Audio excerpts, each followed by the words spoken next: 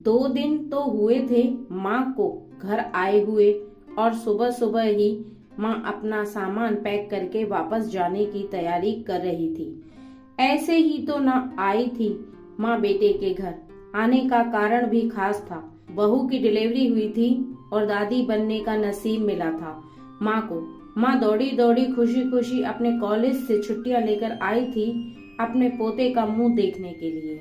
एक बड़े कॉलेज में लेक्चरर होने के बावजूद माँ की सोच अभी भी ऑर्थोडॉक्स टाइप की थी, जो पहले से यह सोच कर बैठी थी कि पोता होगा तो अच्छा होगा। माँ के अरमानों पर तब पानी फिर गया जब बहू ने बेटे को नहीं बेटी को जन्म दिया।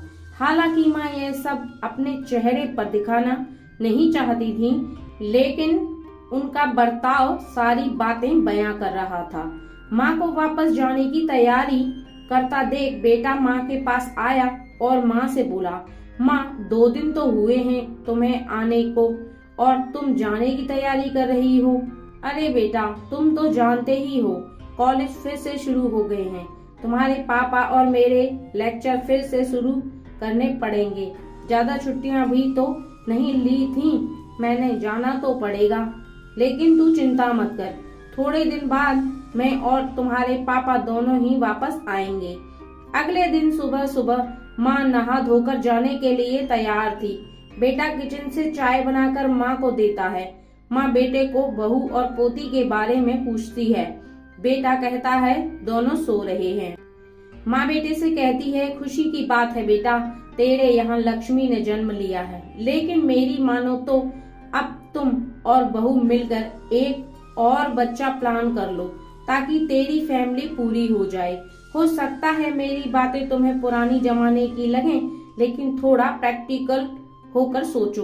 बेटा अच्छे से जानता था कि माँ जो कह रही थी, वह जो कहना चाहती थी, वह बातें दोनों ही बहुत ही अलग अलग थीं।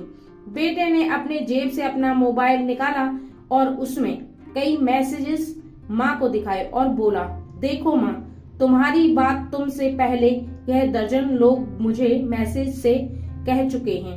अब कोई डायरेक्टली या इनडायरेक्टली मुझे यही कहने की कोशिश कर रहा है कि बेटा होता तो अच्छा होता, या फिर आगे बेटे के लिए ट्राई करो। माँ, तुम चाहे मुझे जो भी समझाने की कोशिश करो, लेकिन मैं यही कहूँगा कि तुम और पापा दोनों ही अभी भी पुरानी सोच में पड़े हुए हो। और ऐसा मुझे इसलिए कहना पड़ रहा है क्योंकि अगर मेरा बेटा हुआ होता तो आप इतनी जल्दी जाने की तैयारी ना कर रही होती और उसे अपने हाथों से लेकर यहाँ से वहाँ खिला रही होती, और पापा भी यहाँ पर होते। 21वीं सदी में जी रहे हैं हम, फिर भी ऐसी मान्यताएं, और आप दोनों से मुझे यह उम्मीद न थी। आप हजारों बच्चों को लेक्चर देते हो और खुद इस तरह के विचार रखते हो। अगर आप ऐसा मानते हो कि बेटा और बेटी दोनों होंगे तभी फैमिली कंप्लीट होगी, तो मेरे एक सवाल का जवाब दीजिए कि मैं अकेला क्यों हूँ? मुझे कोई बहन क्यों नहीं है?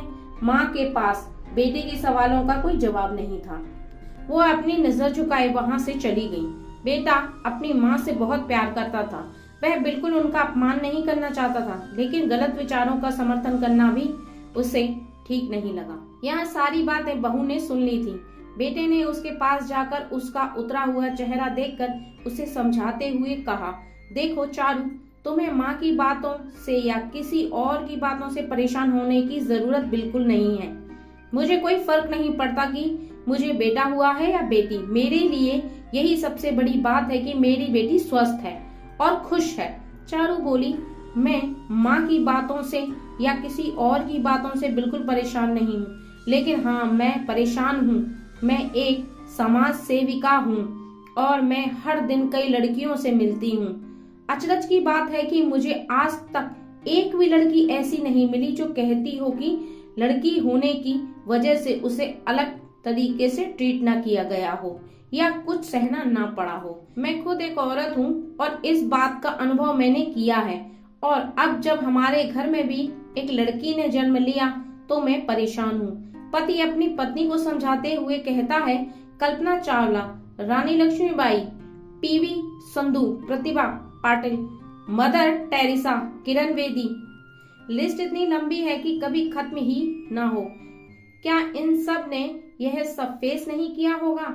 जरूर किया होगा, लेकिन उन्होंने दुनिया को जो साबित करके दिखाया है और जिस मुकाम पर वे पहुंची हैं, वही हर लड़की को हौसला देने के लिए काफी है।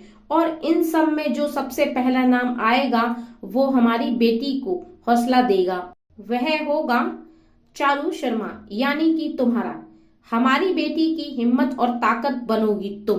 दोस्तों, सिर्फ महिला दिवस बनाने से या देवियों की पूजा करने से लड़का लड़कियों में समानताएं नहीं आएंगी। समानताएं तब आएंगी जब हम अपने विचारों को जड़ से बदल पाएंगे।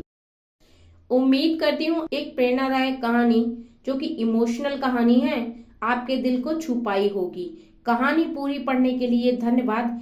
ऐसे ही ढेरों सारी बेहतरीन कहानियां पढ़ने के लिए हमारी वीडियो को लाइक करें और चैनल को सब्सक्राइब करें। धन्यवाद।